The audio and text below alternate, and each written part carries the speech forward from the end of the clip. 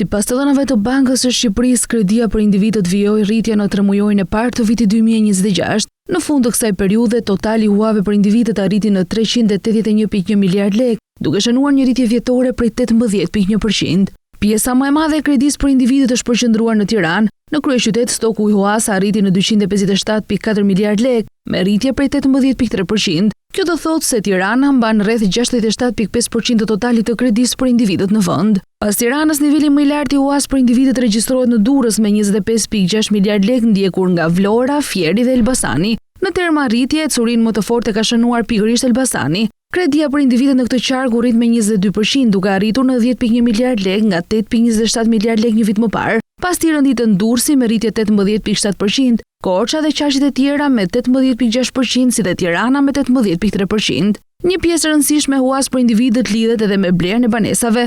Në Tiranë, kredia për banesa arriti në 186.4 miliard lekë, me një rritje prej 16.6%. Edhe në këtë kategori, kryeqyteti dominon qartë, duke mbajtur pjesën ndërmuese të financimit për pasuritë të patundshme. Kredia për blerje banesash është rritur dhe në shumicën e qarqeve të tjera. Në Durrës ajo arriti në 15 miliard lekë, me një rritje prej 11.4%, ndërsa në Korçë u rrit me 10.3%. Rritje më të moderuar shënuan Fieri me 8.9%, Vlora me 5.2% dhe Shkodra me 3.2%. Lezhë nga ana tjetër është vetmi qark ku kredia për blerje banesash rezulton me rënje të lehtë.